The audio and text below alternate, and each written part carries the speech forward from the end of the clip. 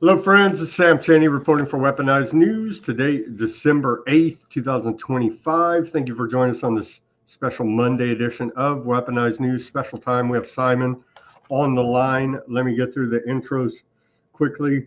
We're going to break down the national security strategy of the United States. Came out, on Friday? We're going to take a deep dive into that. What else do we got today?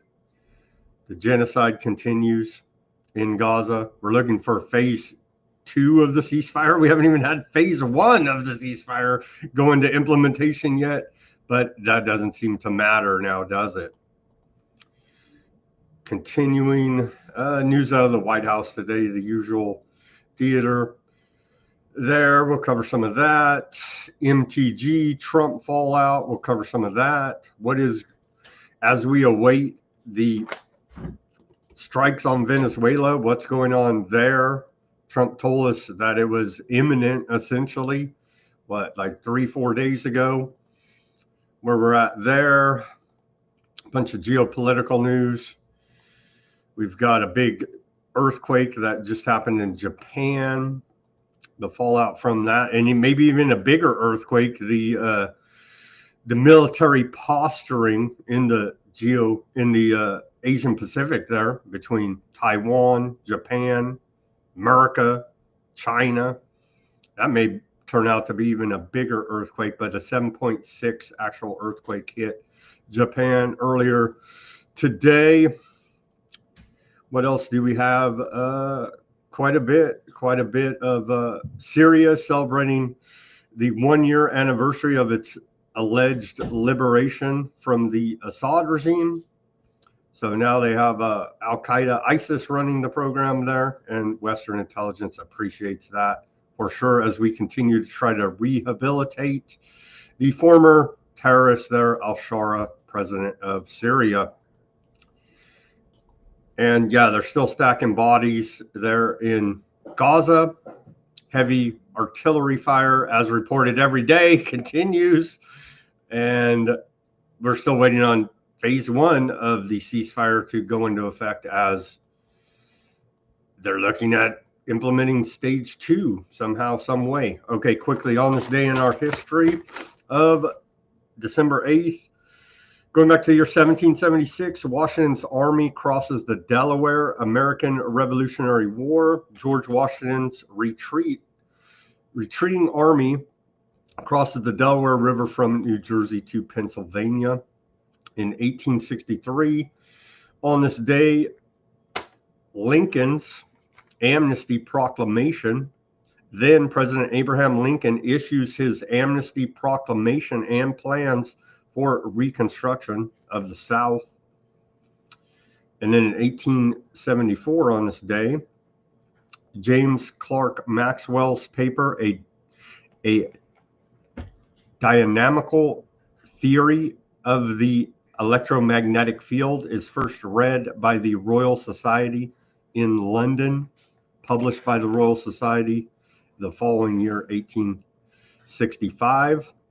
1931, on this day, we jumped ahead a little bit. 1874, on this day, Jesse James robs a train. The James Younger gang, led by Jesse James, robs a train near Mincy, Kansas, stealing $30,000. That was quite a bit in 1874.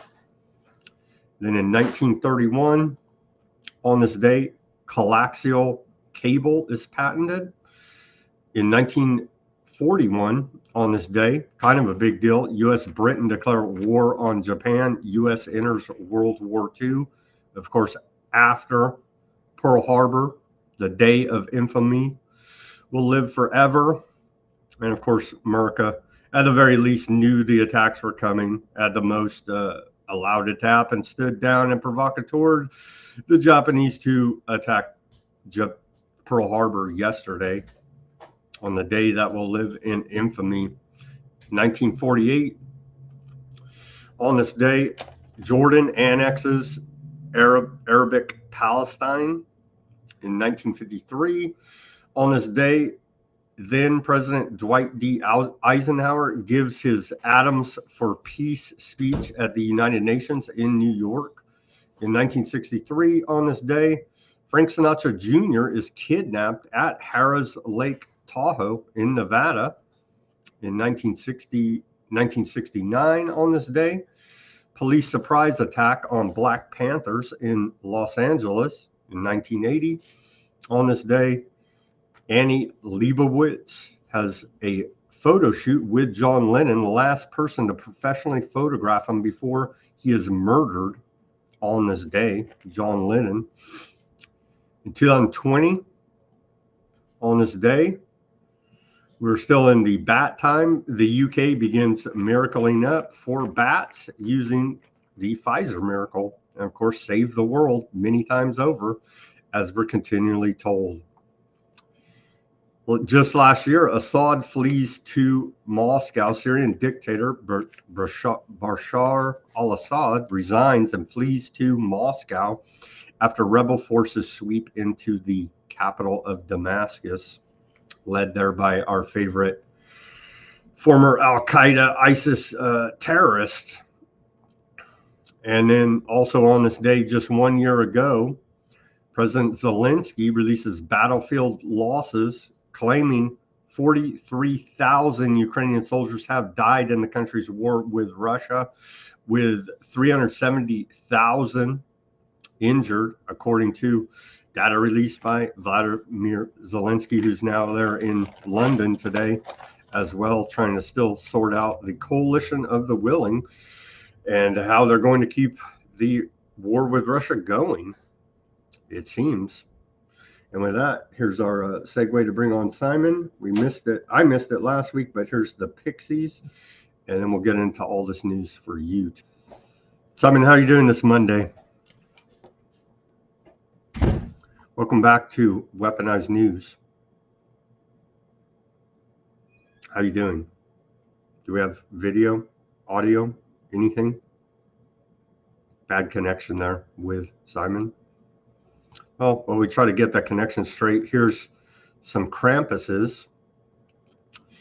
They're in the Swiss Alps, and this is how I may celebrate Christmas with my children this year if they don't be nice.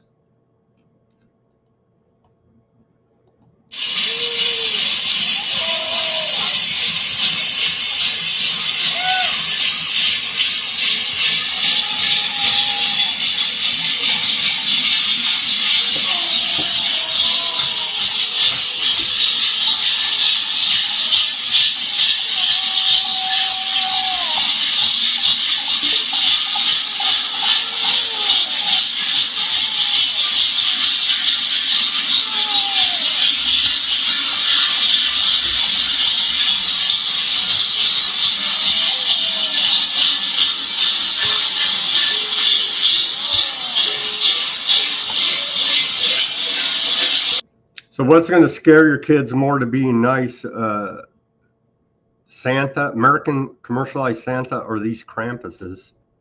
Looks like we have someone already there with us now. Still no connection. Well, we had a connection before we went live here.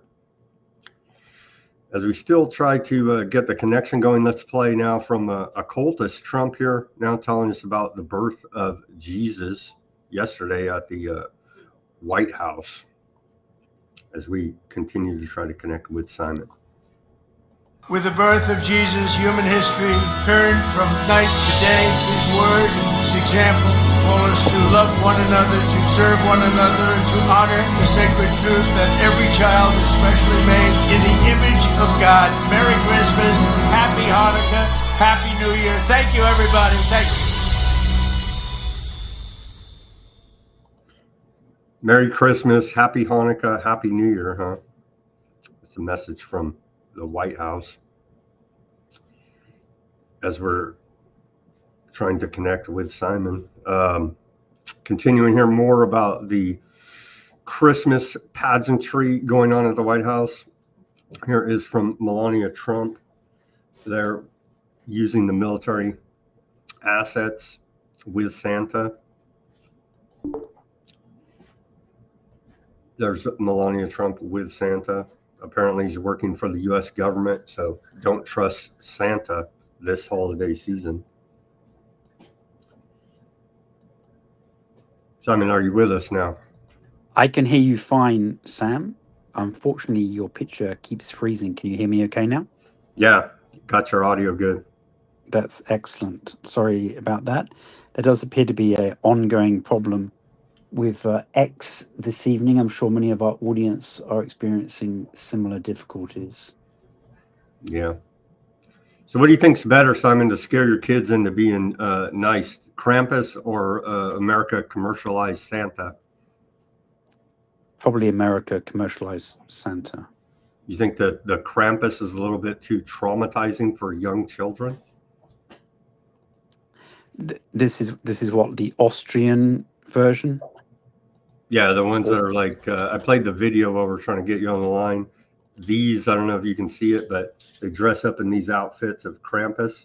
Yes, I'm familiar with that. So you think the man, the fat man with the white beard and the red suit here in America is more scary than these Krampuses? Well, put it this way: do you have to sit on Krampus's lap? I don't think so. They just march around looking scary, and that's enough. So are you so close to them that you can smell the alcohol on their breath? I don't think so, no. Yeah, so that reminds me of the movie Bad Santa. Mm-hmm. There we go. All right, now into serious news. I know you're a big fan, as was I, of this.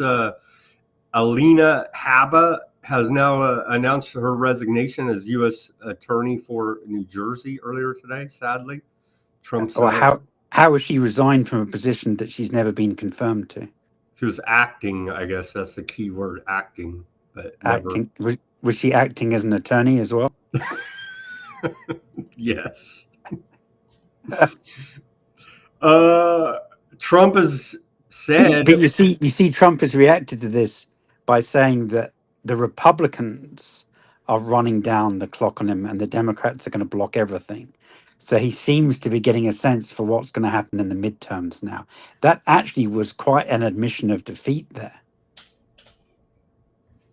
They did win that special election in New Jersey, I believe, last week. But but Trump won that district by 22%.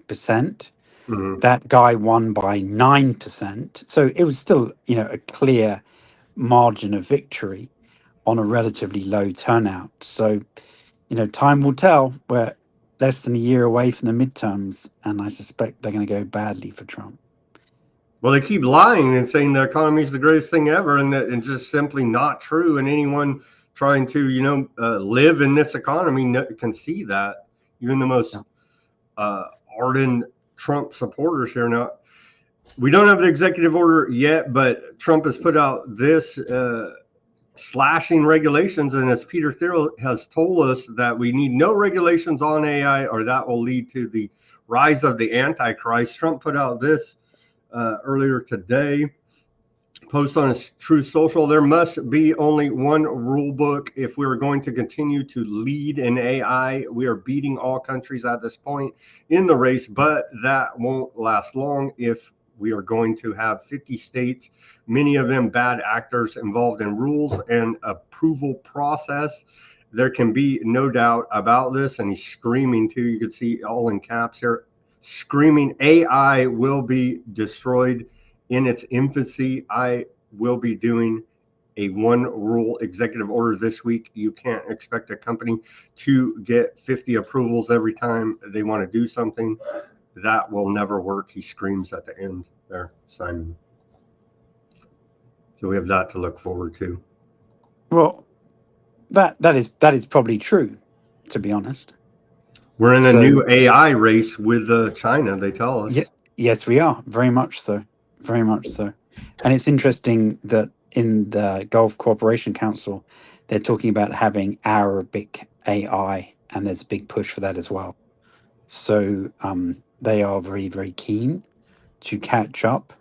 Europe obviously is languishing massively behind, relying upon NATO to supply its needs. But I think Trump is right to continue trying to forge ahead in this regard. The distinction that was made recently by the Chinese is how much of it is focused on the military and how much is focused on automating industry. So I think that's the distinction between the two situations now. But we've certainly seen some interesting outbursts by Alexander Karp, the chap from Palantir, who seems to be progressively losing his mind at the moment. And Musk is flitting in his kind of love-hate relationship with Trump. Open AI and some of these other firms seem to be in this kind of Ponzi scheme of investing in each other. It does make you wonder whether or not the whole system's going to collapse relatively soon. Well, it looks like they're going to be they, as in the White House and big tech, are floating the idea of a bailout some kind of way. Trump says no, but it looks like they're prepping for a potential, like you said, this circular funding coming. The whole musical chair routine, and they're looking at some point here in the future, all of that.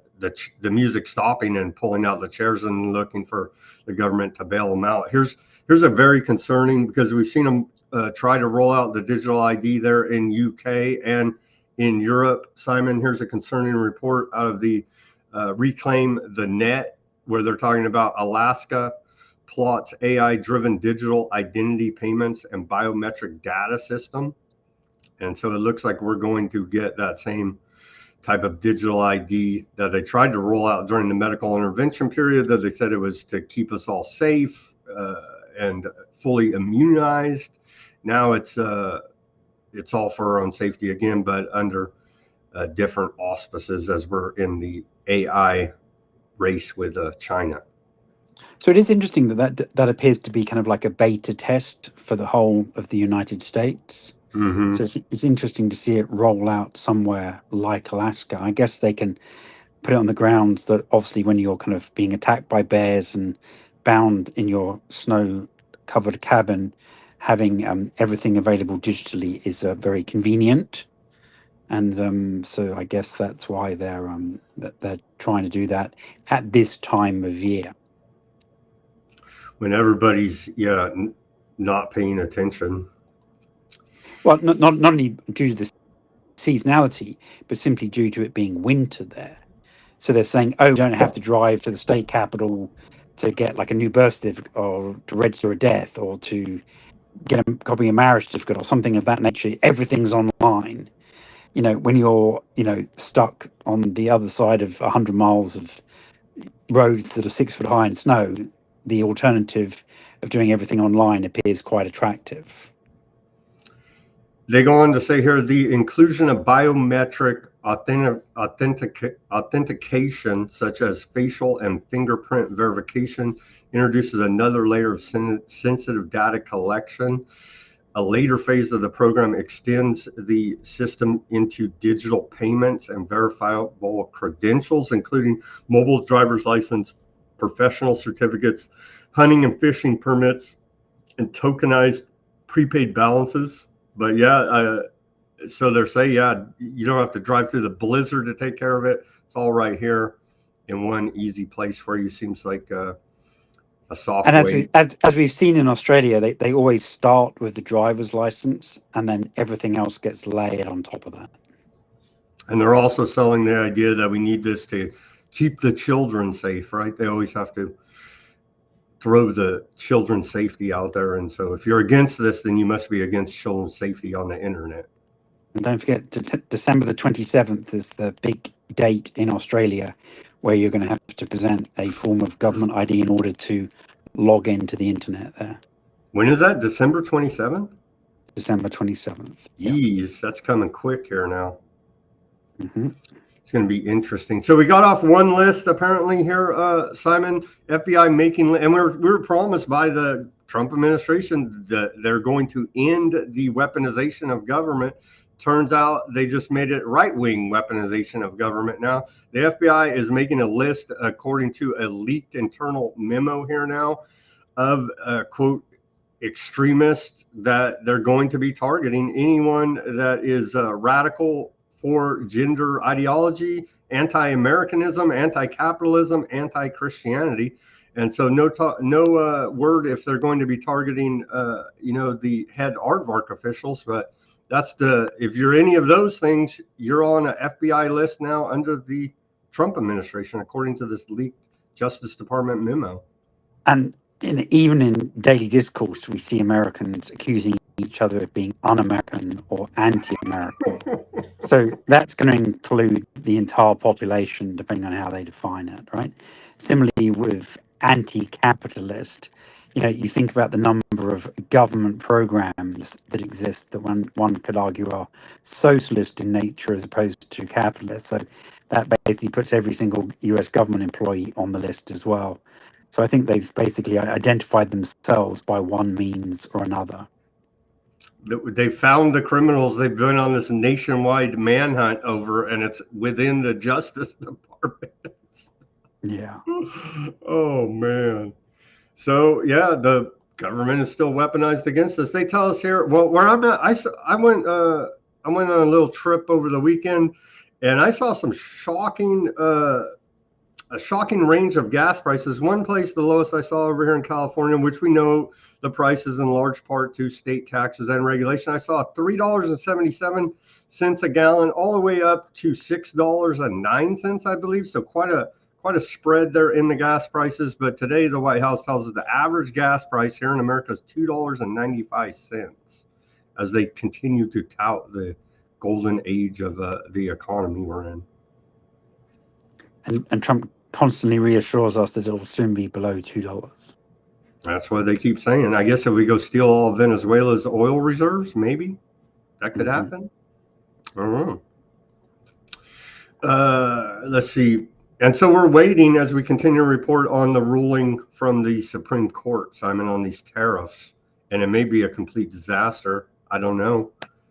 Well, it's interesting because much like liens secured against Chinese copper bars, Trump is now promising, in addition to giving everyone a $2,000 check by the end of June, that he's going to take out of the trillions or quadrillions, depending on what frame of mind he's in, to give the farmers an additional $12 billion. So they announced that today, Simon, the bailing out farmers $11 billion. And why do they need a bailout? It's because of Biden administration, of course, Simon. Well, actually, it's because of Trump trying to show off the Chinese and them saying, fine, we'll buy all our beef and soybeans from Argentina instead. That's the big problem. Some of these guys, they've got like no bids on their soybean crops, all of which are genetically modified anyway. Trump said in a call with Xi today that American soybeans are more nutritious than any other soybeans. And Xi asked him, is that for real or is that just a Trump? Yeah. Well, I think people would be well advised to avoid the rapeseed oils, otherwise known as canola oil, and soybean products that are highly genetically modified and most likely sprayed with glyphosate. I see that the 30-year-old scientific paper that had claimed that there was no link between glyphosate and cancer was formally withdrawn as unreliable this week. I did see that as well. Some kind of slow progress. Okay, let's get into quickly fallout of MTG's very public breakup with Trump. She went on 60 Minutes last night, and this has caused Trump to have a meltdown. What do we make of this fallout? Is she for real? Is she taking the money and running? Is she legitimately fearing for her life, as she has claimed? What do you make of this? At one time, the biggest Trump supporter there was, Marjorie Taylor Greene, coming out of his first administration, essentially, and running for Congress and winning. And now they're broken up with a lot of claims by her that Trump is not following MAGA agenda. Well, that is true in several regards. Her timing is odd. She's resigning effective the 1st of January. She could have waited and made it extremely hard for the Republican Party to hold an effective primary in Georgia, but she's given them plenty of notice in that regard. I'm sure Massey will be feeling a little bit lonely as he's attacked with millions and millions of dollars of APEC funding for his primary opponent. And I'm pleased to see some Republicans standing up to Trump. Even when people think they have wins, like on the Epstein files, and I appreciate that the Department of Justice has persuaded the judge that was overseeing the grand jury documentation that should now have no restrictions on it being released. But once again, those are subject to national security concern redactions and final approval by Pam Bondi, the US Attorney General. And so we're going to see the same kind of blackouts that we've seen previously. What is it precisely that people are celebrating? Empty binders of already, or binders full of publicly available information, apparently, is all we've gotten. Marjorie Taylor Greene says she's voting no on Trump's military budget. That's this NDAA pork barrel monstrosity that comes up every year. Within it, $400 million annually in Ukraine funding, $1 billion for Taiwan, $360 million for aardvark land, plus money for Syria, Kurds, the Baltics, and Lebanon. Foreign aid funding is funding the never-ending war, she's claiming. So she's going to vote against this upcoming NDAA, and that's also causing a big fallout by her pointing out all this foreign aid in the NDAA pork bill. And then it's interesting in that bill that they are actually only now revoking the authorizations for the use of military force in Iraq and Afghanistan.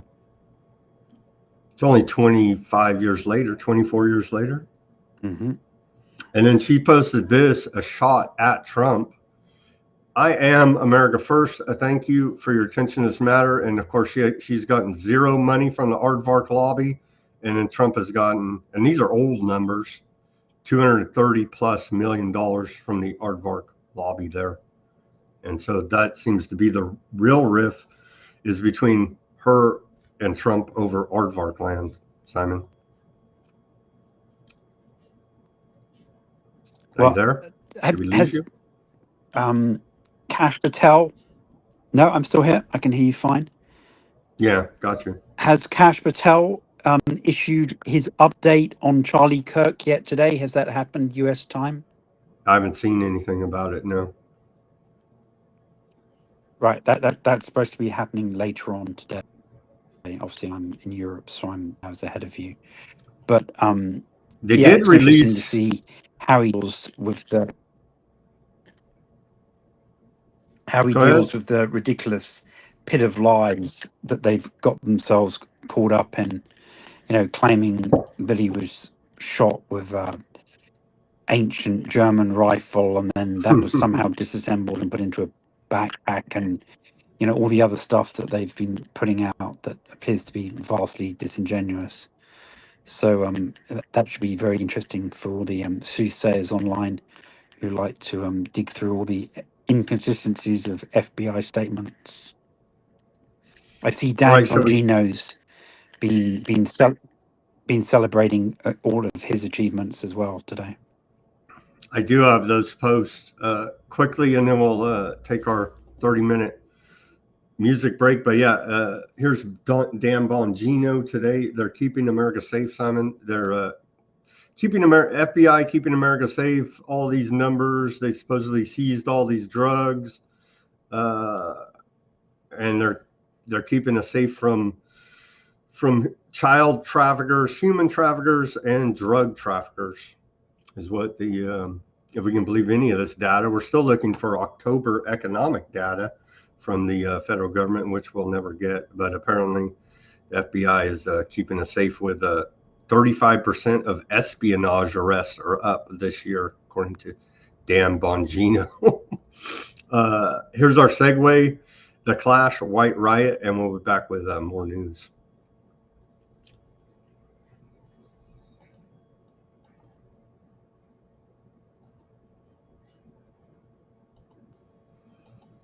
All right, Simon, where do you want to go? Where do you want to go here next? To the national security document? I thought we were going to say that for the last segment. All right.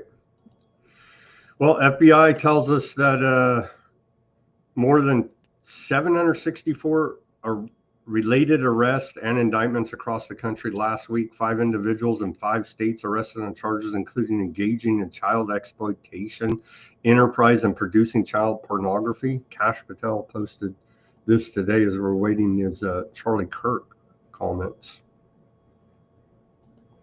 As we're waiting Epstein as well, Simon. Yeah, so how many hundreds of thousands of migrant children are still missing at this point? Well, the claim today by Tom Homan, their border czar, is that over 62,000 children have been found by the Trump administration. 62,000? Well, I've only seen them advertise less than 10,000. So where have the other 50,000 suddenly been found? Are they actually alive? What's actually happened to them?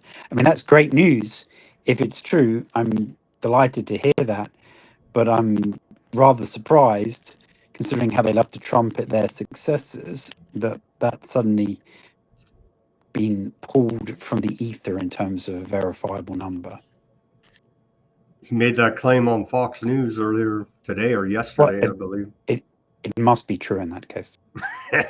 He says President Trump's leadership has resulted in more than 62,400 missing children being found. And again, back to the same question we always ask here, Simon, why does no one involved in that caused these children to be missing in the first place? Why do none of these adults in the Biden administration, in nonprofits, NGOs, no one's gotten in trouble for any of this? So just mysteriously, these children are missing and they're being found, but no adults. So were they possibly found while they're digging the new foundations for the Trump ballroom? Some of these children, he went on to say, Holman, he went on to say some of these children were in sex trafficking, forced labor, and being mistreated. President Trump saved their lives. God bless the men and women of HHS, ICE, and the FBI. They will not stop until we run down every lead on every missing child. Well, good. Hurrah, hurrah, if that is indeed true. Here's an exciting launch of a new website. The Trump administration has launched quite a few websites. Today's meme of the day from Department of Homeland Security is the launch of their new website here now, wow.dhs.gov. And this is the worst of the worst, the government tells us. They launched this website today, worst of the worst arrests. And you can search your favorite illegal alien criminal here. And allegedly, this is a database of them. dhs.gov/wow, worst of the worst. Can you cross-reference it with all the drug dealers that Trump is pardoning? That function is not quite operable yet, Simon. Right. But they're working on it. They're working on it. Good. They're working on it. Okay, on to let's play this clip from Reuters of U.S. president was selected as the character to be burned with the devil in Guatemala as part of an annual tradition to put all bad things behind them before Christmas. Let's play this short clip of how they're celebrating Christmas in Guatemala.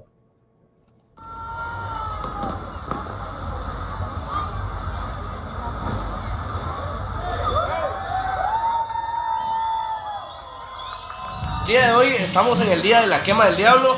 Aquí pues en Today Guatemala we're celebrating the burning of the devil. pues lo Here in Guatemala, we have the tradition that every 7th of December we burn it. You can see it here, ready to burn. It's to represent the triumph of good over evil and all bad things, and to let go of bad things. All this represents the burning of evil.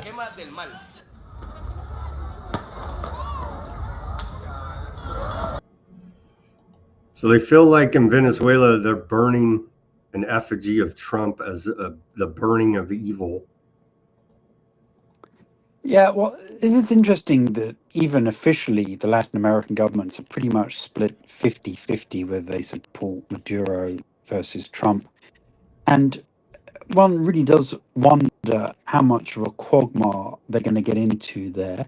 Now, we've seen some spectacular things like the aardvarks taking down Hezbollah and the change of events in Syria with Assad fleeing, which very people predicted.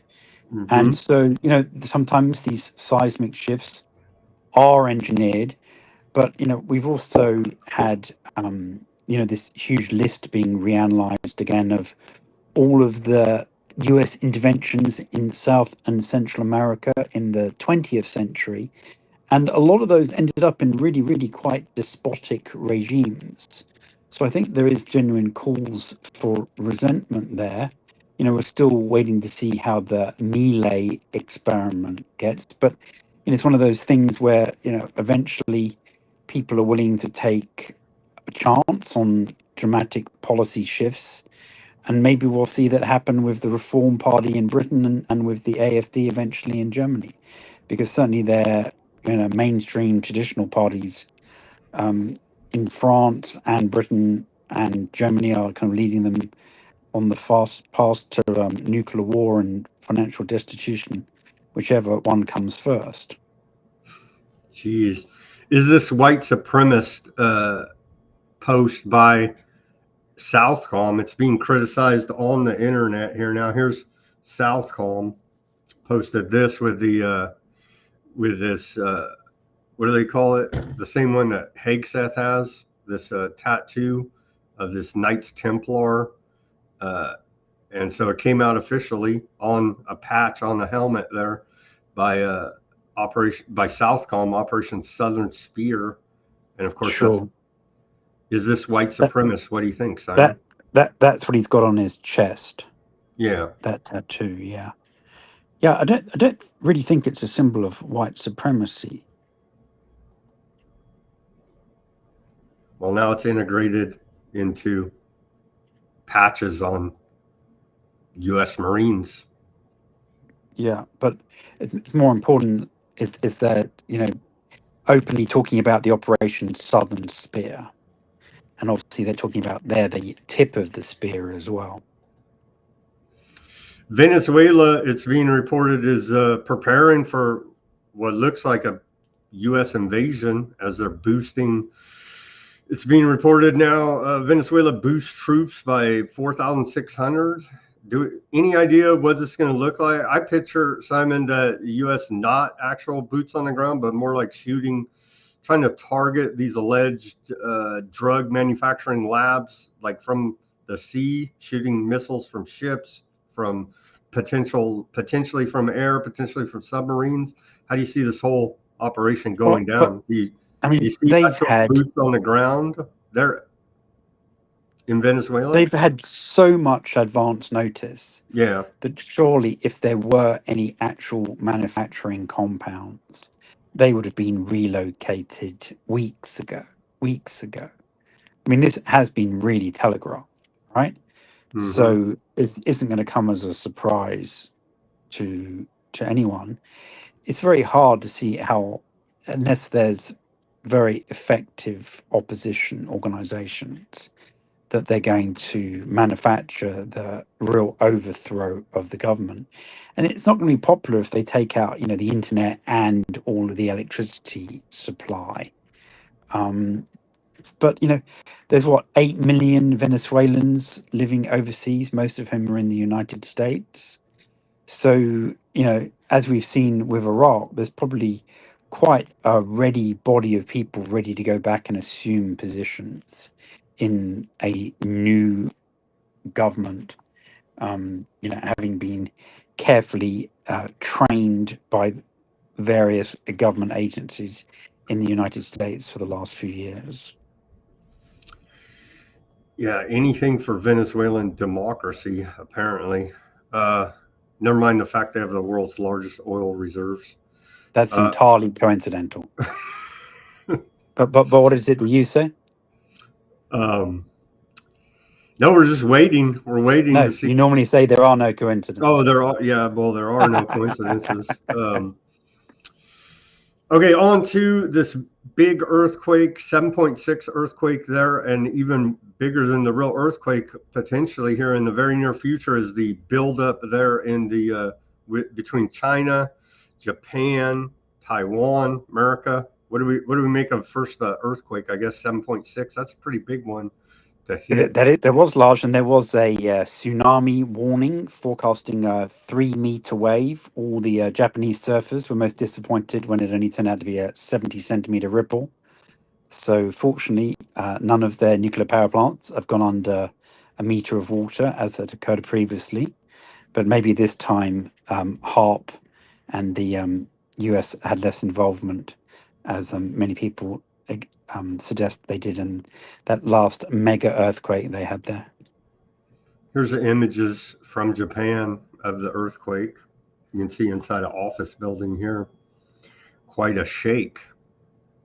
Quite a shake indeed. But yeah, thankfully no major tsunami knocking out their nuclear power plant, as we saw with Fukushima, as one example of the disaster that these earthquakes and tsunamis can cause.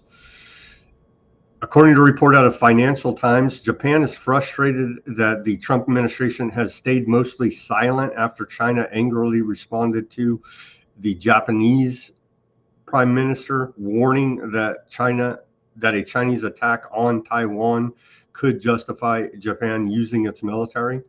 So are we going to see Japan, America back up Taiwan and start some type of regional conflict there? No, things are very, very, very tense indeed, and because most of the world's attention Ukraine and Venezuela, I don't think a lot of people are really quite aware of just how tense things are. So recently, in the last few days, there have been Chinese naval drills, both in the East China Sea and in the South China Sea, where they previously had a grouping of 100 vessels. In the exercises that were taking place in the East China Sea towards Japan, the Japanese Air Force actually flew aircraft directly through the exercise zone that was, clearly declared. And then when the Chinese aircraft that were flying as part of the exercise turned on their search radars, then the Japanese government subsequently claimed that the Chinese had been targeting their aircraft. So, that kind of situation. And it's difficult to determine, as outside observers, whether or not it was actually just normal search radars, as you would have, for air traffic control, or whether or not it was actually like missile lock-on systems. And either way, there's been another great exchange of rhetoric. So things are very, very tense there indeed, very tense. And that's the kind of thing where, somebody locks onto you, you think you're being targeted, do you shoot first or they shoot first? It's a real test of nerves to kind of fly around with what you perceive to be a missile lock on you. So that's got a real potential for a major conflict breaking out, which would obviously instantaneously bring in the United States under its mutual defense treaties with Japan, even though the original one from 1954 with Taiwan was actually renounced by Jimmy Carter in 1979 and was the subject of a lengthy Supreme Court process that did actually result in confirmation that presidents were able to unilaterally renounce treaties even if they'd been ratified by the US Senate. So it's interesting to see that it started off with tensions with Taiwan and whether or not that would bring Japan in, and now we've got a unique situation between China and Japan that's almost lost sight of the original cause, was that whether or not Japan would support Taiwan in such a conflict, which obviously in itself appeared to be an overturning of their long stated one China policy, which is, when I say one China, is that many governments around the world do recognize that even though there is a dispute over its governance between the people in Taiwan and the people in mainland China, that they should be regarded as one overall entity, hence the name, the One China policy. Now, the United States has been more ambiguous in its references to that situation, but other countries such as France have this very, very clear policy, and that's been relied upon and was relied upon last week while Macron was meeting with Xi, taking a few days break from his weekly hand-wringing with Zelensky. And but a lot of that got glossed over by the extensive coverage for Putin's meeting with the Indians in India, where a large number of agreements were signed, but a lot of them were memorandums of understanding and statements of intent. So, as I had suggested before that sequence of meetings occurred, that it didn't really appear to be quite as significant as some had suggested, though it is reported that Trump is very, very unhappy with all of the optics. There were a lot of very cheerful looking photographs between both Modi, the president of India, the foreign minister of India, and the defense minister. And there does appear to be some ongoing technology transfers, and the Indians have made it very, very clear that they're going to happily continuing purchasing discounted Russian energy sources. So the sanction threats or tariff threats are not really working out there for Trump on They're not working on China either. China reported a huge trade surplus, and this was despite exports to the United States dropping by 38%.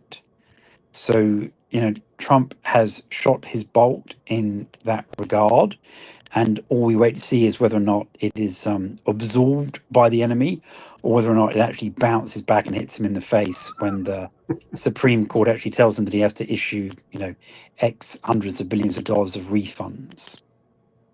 And that's what we're waiting for. Okay, on to we're still in a stalemate. And don't forget, people shouldn't forget that all of these trade deals that he's constantly touting, those are all agreements in principle.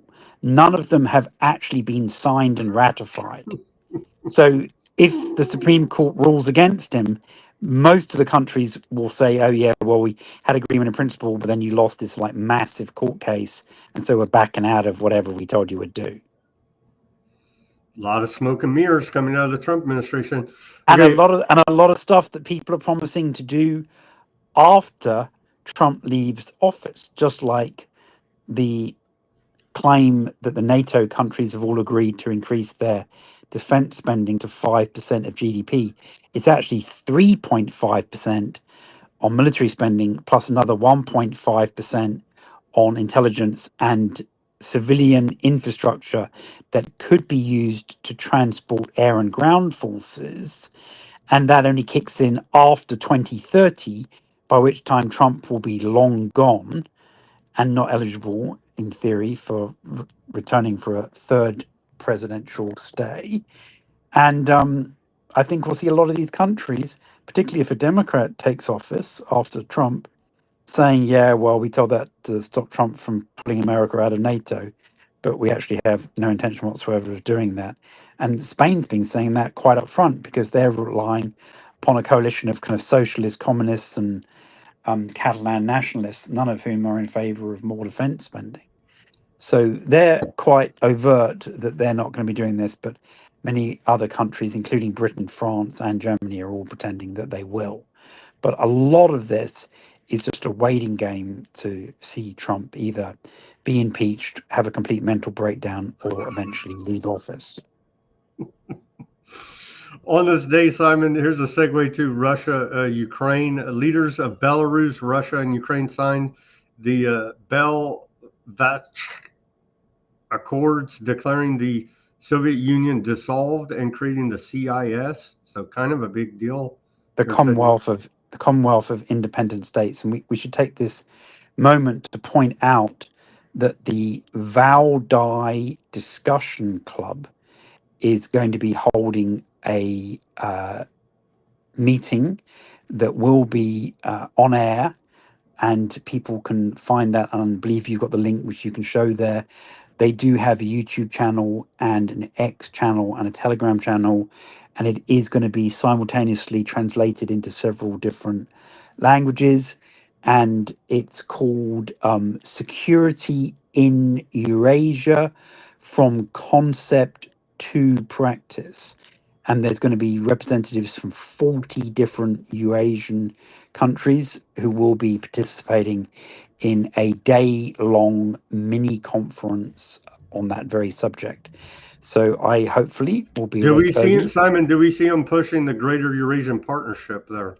I'm sure that's going to be part of the discussions. Yes, along with what they talk about, the new architecture for Eurasian security. That and the Belt and Road Initiative are all slowly being merged into one. And this does tie in to Trump's new national security directive, which we'll discuss in the next segment, because you can see with the Greater Eurasian Partnership and with the Eurasian Economic Union and SCO and BRICS, all of those are what you would call supranational organizations. So they're kind of regional bodies that are made up of more than one country. And it's very interesting how in the document that we'll be looking at, there's a very, very strong distinction between the primacy of the nation state and the primacy of those supranational organizations, such as the European Union, which has been under a lot of direct attack, particularly over this recent announcement that they're going to fine Elon Musk's X corporation $140 million equivalent because of what they regard as violations of their Digital Services Act.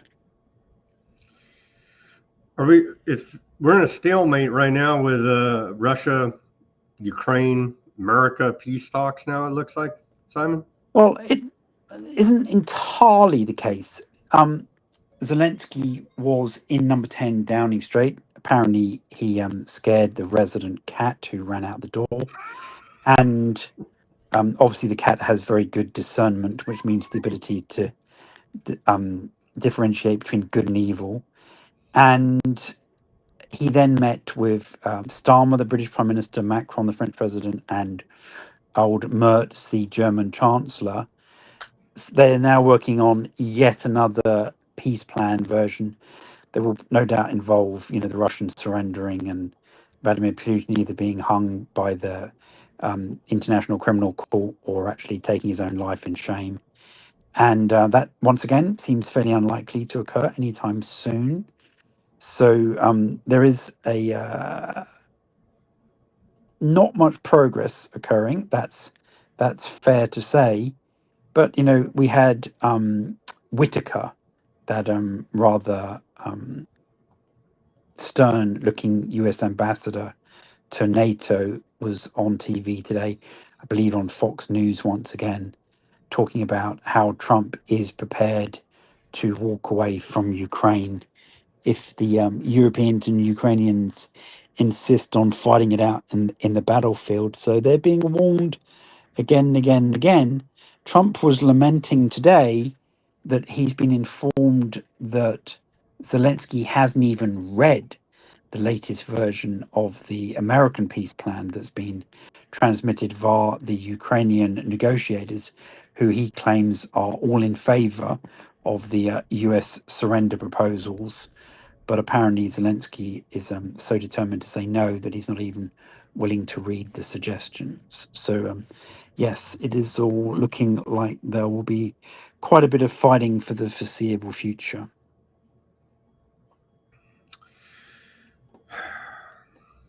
Okay, Syria today, Simon, celebrates its 1-year anniversary of the country's liberation from the Assad regime, we're told. And what's interesting there is despite repeated assertions that old Jelani, otherwise known as al-Sharaa, was actually recruited whilst he was in US detention in Camp Buka in Iraq, where he had been captured. And the suggestion that he is actually a CIA asset. He was actually attacking yesterday at the Doha Forum in Qatar, that was also being attended by old Tucker Carlson, who has now announced that he'll be buying real estate in Qatar, making that his third home. I believe he's got 2 other major properties, one in Maine and one somewhere else in the United States. And he was saying that the Israelis were basically the main problem of strife in the Middle East, which is stating the obvious in many regards. And so he did on that occasion appear to be biting the hand that feeds him, albeit that he was clearly working the audience in the room, that as well as wishing him well, are obviously less fans of the aardvarks. And speaking of aardvarks, I think we should let people know what our T-shirt of the week is as well. Do you have that image available to show people? That's a good segue, Simon. Quickly, though, it's being reported that Washington is looking at relieving sanctions, the Caesar sanctions on Syria, to bring them back in the fold of the Western banking system here now. Well, they did. They suspended those sanctions for 180 days, but for a lot of businesses who want to do long-term contracts, that's not long enough. And the banks are very reluctant to start doing transactions on contracts that will only mature after that 180 days. So yes, they're looking to provide longer-term relief on the long-standing sanctions that were imposed on the Assad regime. But yes, if we want to come into the run-up for our next segue, the music that I've chosen for this intermission, so to speak, which gives people a chance to recharge their glasses. The drinking game word in the National Security Strategy document is in fact the word want, W-A-N-T.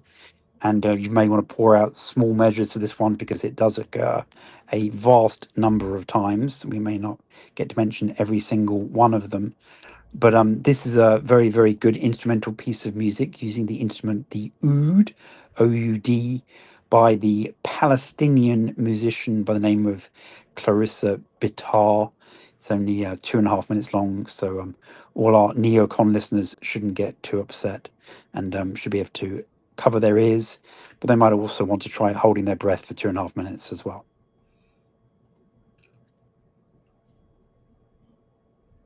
Right, and with that, welcome back to the last section of Weaponized News. We're going to plug here, try to get everybody to go to our store, weaponizednews.com. We have some holograph stickers over there. The white background sticker, the clear background sticker, helps support independent reporting and analysis at weaponizednews.com. And here's our shirt of the day, if I can find the tag here.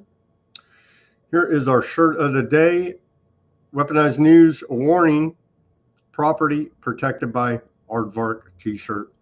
For those loyal listeners, you get the you read between the lines and understand what we're talking about here. There is this property is protected by a highly trained aardvark t-shirt. On the front and the back, you can see with the classic Weaponized News logo there on the back. And Sam, don't forget to read the bottom line of the sign as well. The very bottom of it, you have to zoom in to see not responsible for injury or possible death by the aardvarks, of course, because we know that their ceasefire means they stop pulling the triggers and stacking bodies over there in Gaza, Simon, and Lebanon as well. Ceasefires have been totally peaceful except for never-ending artillery. Despite Trump telling us that phase 2 of the Gaza ceasefire plan is due to start at any moment. They're still digging out bodies from phase what before there was a peace plan. Oh man. Okay, so please go to weaponizednews.com store. The description, the link is in the description below this video. Our Cash App, buy me a coffee link. We take donations, Bitcoin wallet address, all that good stuff there. Give us a like, share, subscribe. You guys know what to do on the internet there. Okay, Simon, into the big document that came out over on Friday. Turns out it was 33 pages. Do you think there's any occult esoteric significance to the number of pages behind the national security strategy of the United States?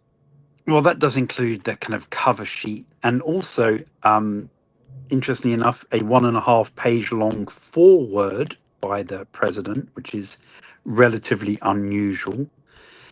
And the previous version under the Biden administration definitely didn't include that. Apparently, his AutoPan ran out of ink after half a page. And in this version, which I have to say reads like they put it into AI and they said, summarize this 500-page document such that it was written or appears to be written by a special needs 10-year-old child. Do you believe AI is already writing our national security strategy? It feels like it kind of is. It's hard to believe that this is the work product of Eldridge Colby. It literally looks like somebody screwed up and published the version that they gave Trump so that he could understand it, instead of what they actually intended to distribute to the military of the United States. But it does have some interesting things in it. So a lot of people, obviously, because this came out a few days ago, have commented. So we've seen Ritter and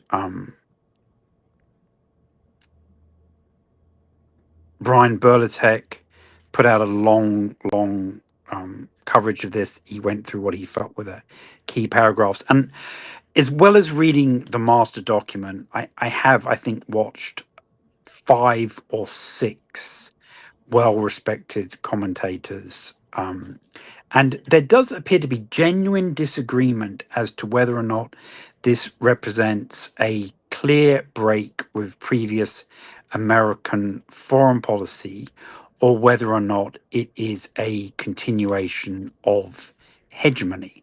Now, I think Are we renewing, Simon? Are we renewing the Monroe Doctrine here now? It's being so I believe that I have identified the primary reason for this disagreement between various policy commentators and analysts, and the fundamental cause for this is not just people cherry picking what they believe supports their preconceived ideas, but actually it's because the document is packed full of contradictions. And so it literally is talking like the god Janus from both sides of its face, where it's kind of like double-headed, so to speak.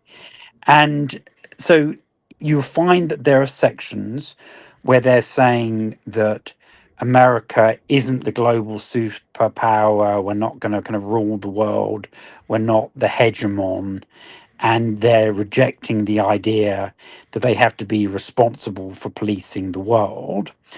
But then there are other sections where they specifically say they want to be the greatest military strength, they want to be the greatest power on earth, they're going to continue funneling money into achieving these goals. And so it is directly contradictory from one page to the next. And so, unless you simply point out the inherent contradiction and instead you decide to say, well, on the balance, they're mainly doing this, or on the balance, they're mainly doing that, and subjecting that to your own interpretation, you can literally pick or choose to justify pretty much any position. And that's what many members of European governments have been doing. They're saying, well, there's no indication that they're going to pull the United States out of NATO, and they're asking us to spend more on defense. And we've already agreed to do that starting in like 2030 and 2031 and stuff. Okay. So I don't really regard it as a total revision of American foreign policy. And indeed, in some respects, it's going back to, and don't forget, there's a 20th century and an 18th century version of the Monroe Doctrine. So that should be recognized as well. But there is actually a section where they call it the corollary, Trump's corollary to the Monroe Doctrine. Okay.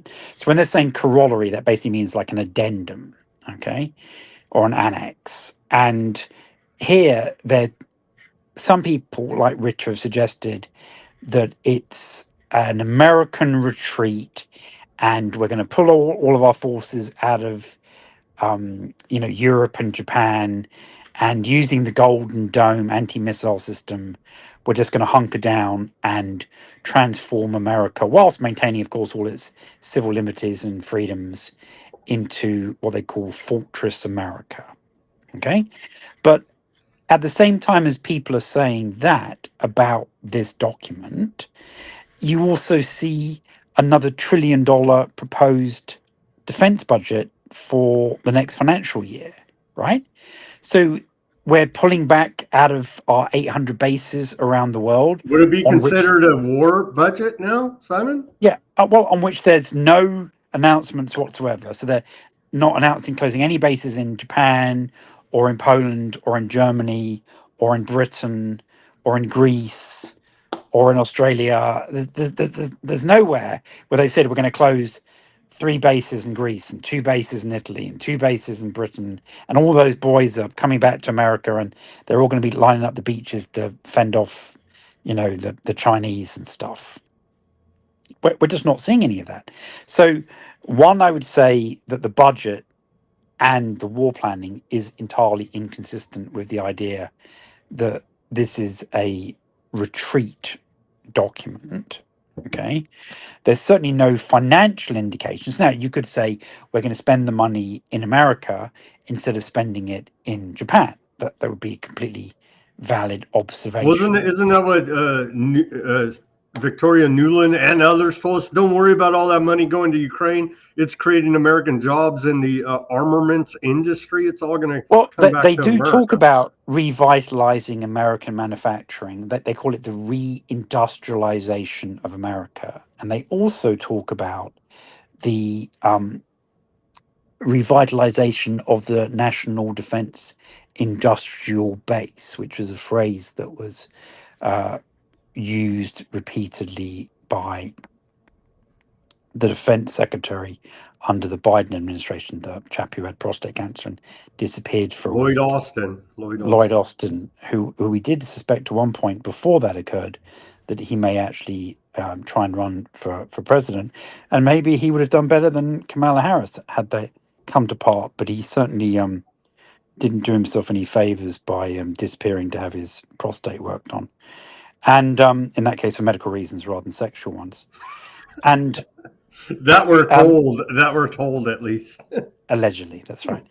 And I think for the purposes of our drinking game, if we go to the section there that is called "What America Wants," and that we can just scroll. I won't even begin reading it, but we can certainly scroll through, and maybe you can even do a word search. I'm not sure if you can do that live, and just look at the number of times the word "want" appears.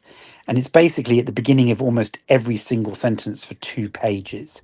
We want, we want, we want, we want, we want. It's absolutely absurd. And Simon, it doesn't even, the search says want appears in this document of 33 pages, 49 times the word want. well, that's why I warn people that they would want to pour small measures for the drinking game. So don't attempt to do 49 shots and then operate heavy mechanical vehicles, because you're likely to come a cropper, I would suggest. But yes, that is a fairly extraordinary number of occurrences. But I guess if you're the hegemon and you want to tell people what you want, then you have to use the word want quite frequently. You could actually get out your Rogers thesaurus and put in like and desire and claim and various other alternatives to the word want. But like I expressed when we got into this segment, it is like they have run it through AI and said, make this so it appears that it was written by a 10-year-old special needs student. Because only a person of that character would be unable to think of a synonym for the word want, which means a alternative with an identical meaning.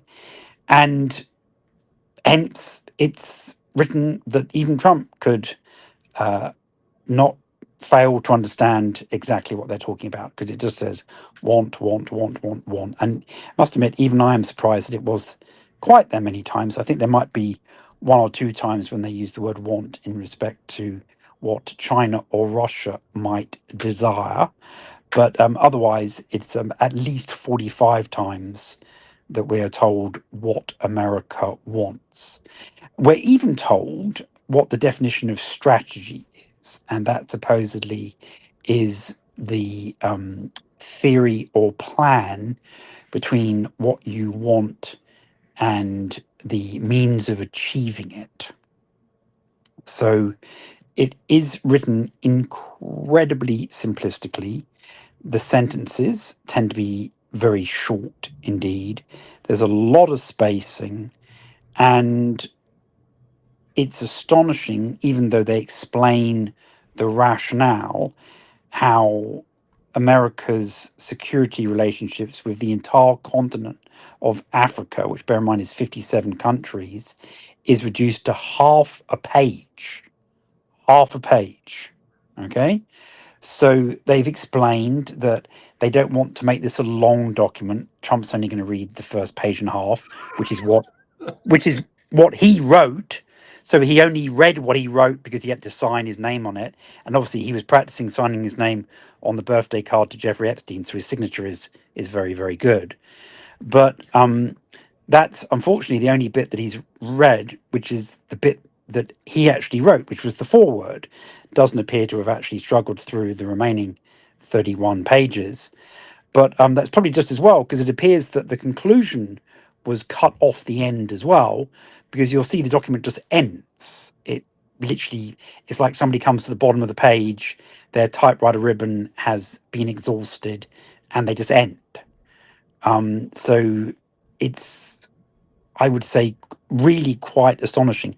And having read it Well, at and least listened, Simon, at least they were thinking about Africa at the in the last section there, as you say. no, but look, you see, they go through all the continents and major countries like, Asia and Europe and South America and Central America and stuff. Okay, where their focus is very much on this new version 3.0 of the Monroe Doctrine, which is not allowing any other competitors such as China or Russia to develop unwanted influence in, so to speak, America's backyard.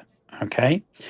But one would have thought that after going through the individual continents or major competitors in that section, which ends with Africa, that they would then say, in conclusion, the following. And it's really not written like that. It's like we're missing the conclusion of this whole. Yes, no, I mean, you think when you did a book review or a film review in high school, okay, and they would say, you've got to have an introduction, a middle, and an end. They literally have an introduction and a middle, and there's no end. Okay, so this is the kind of like 2-act sonata that doesn't really work, and it is bizarre.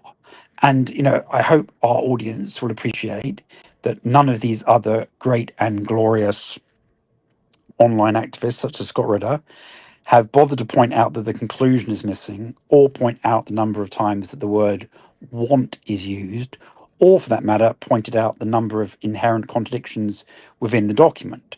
And I think that those are actually very, very important, because it shows, one, the level or lack thereof of sophistication, okay, which diplomats pay attention to, and when they're giving the document the serious consideration which it deserves for a subject matter of this nature. And it also really makes one wonder what the reason for this document being issued in this format was. I mean, it's not so much been marketed, even though it is declassified, in a manner that it's been described as being accessible to the average Joe. It's still of a length that your average American would rather go to the dentist 3 times rather than read 33 pages. So it's not like, it's now going to become the subject of vicious disputes with your drunk uncle on Christmas Day luncheon. So it really makes you wonder, like, why? Why now? Why in this format? Why so grossly simplified? Why give 1.4 billion people, the equivalent of both India or China, half a page? Right? Now, it's all very well saying, well, we want to make this document manageable in length. Well, why didn't they cut Trump's forward from 1.5 pages to 1 page, and then give Africa and 1.4 billion people a full page? These kind of things are my observations more than stated policy, because as we know, as we've seen with Trump from day to day, he changes his mind like every 24 hours.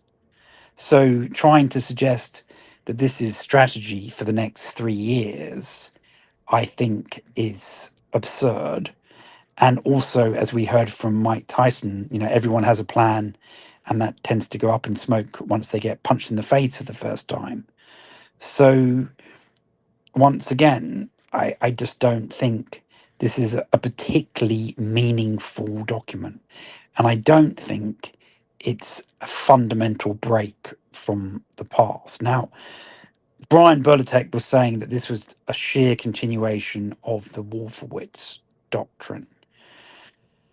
I don't necessarily agree with that. On the other hand, I don't necessarily agree with Ritter that it's like the equivalent of a revolution in military affairs is a revolution in US foreign policy, because it's not actually a statement in foreign policy, it's a statement in security strategy.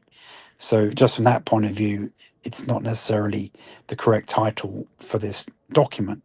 But it's very confusing for all concerned. And it's precisely that incoherence and confused message that is dangerous, because if you want to do, as the document states, achieve peace through strength, you need a very clear, and in this case, unlike the Taiwan policy, unambiguous narrative, so that people know where they stand and they know where your red lines are and what your firm intentions are. And having a document that constantly reverses position or contradicts itself is, no, I'm being quite serious here, is actually genuinely dangerous, because it doesn't achieve its stated goal of changing America's role in the world, but at the same time warning near peer adversaries not to try and take advantage of that change.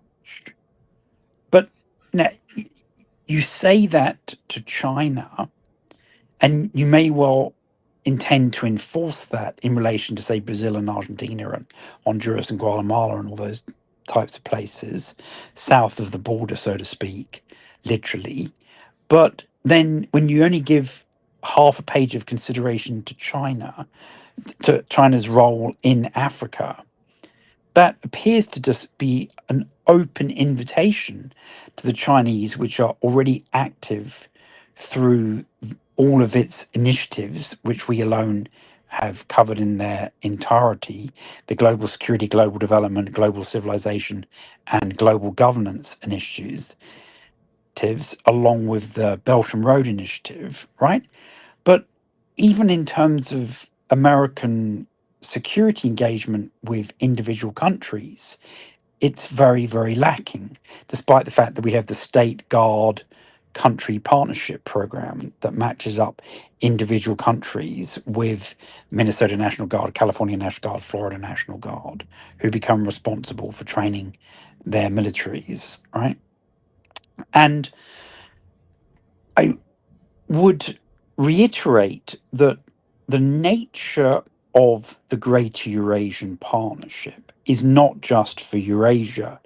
It's actually a formation of a confederation of blocs. So we have the Arab League, we have the African Union, we have ASEAN, we have SCO, we have BRICS, we have the Eurasian Economic Union, we have the CIS, and those are now being invited to engage in security discussions, as we are seeing at the Valdai Discussion Club tomorrow. So, this is real time. So, sometimes we talk about these things in abstract terms, and we can see this document demanding the primacy of nation states. And it specifically talks about not only overarching international organizations like the UN, but it specifically talks about regional groupings as well. And that is exactly what SCO is, and what the Eurasian Economic Union, and what ASEAN is, and what the Arab League is. They're all mini groups. Okay? So China is constantly critical of what they call bloc confrontation. So that's like NATO versus Russia and China, for example. Okay? But Trump isn't rejecting the concept of NATO, which is clearly a regional transatlantic organization. So he's saying that Europe should be a confederation of sovereign nations, each with their own voice and their own independent strategies in relation to things like taxes and migration. Okay. And they spell those out in the document. But he's then trying to say that he wants every country in NATO in lockstep to spend 5% of their GDP on defense. So is that every nation making that sovereign decision, or is that everyone following in lockstep with one of Trump's 49 wants? Okay, this is an example of the inherent contradictions within the document. So, people are obviously And the welcome. idea they're just going to wait out the Trump administration till Yes. they get in another neoliberal friendly U.S. president. Indeed. So, as you pointed out, today is the 40th anniversary of the assassination of John Lennon, of Beatles fame. So whilst we may have played this a couple of years ago, we're going to close out with the song Revolution. It's a version that our audience will be delighted to see has lyrics in English and Spanish, just to maintain our DEI traditions here at Weaponized News. And we would invite people to rejoin us tomorrow when you'll be hosting the show in your regular forum. But otherwise, I'll be back with another T-shirt of the week, which I do hope people will consider as part of our ongoing fundraising campaign. Otherwise, of course, they are able to make donations under the amount of $30, or they could make it, $66.06 or some other 666 type number. That would always be merrily received. But otherwise, I would like to thank the audience for persisting with this again, and hope that they do appreciate how I've tried to bring out three unique interpretations of the new US national security strategy. All right. And obviously, I'll let you do the wrap up. And I would invite people, should they wish to send you insults and send me compliments, and they can do so on Simon from Flory, and then the number 2. That's FLORI, and then the number 2.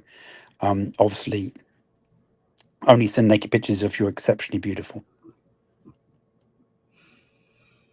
All right. With that, thank you, Simon, very much for that. For your analysis on this national security document put out late last week by America here, the Trump administration, the hegemon. We appreciate it. It'll be linked up there at Weaponized News Substack. And that's all we got for today. As always, everybody, do your own research. Peace, love, and freedom. Speak out and take action. Have a great rest of your Monday evening. And we'll be back here at our regular time, 5 p.m. Pacific, 8 Eastern, for more Weaponized News tomorrow. Here is Revolution, the Beatles, to play us out. And we'll see you back here tomorrow for more Weaponized News.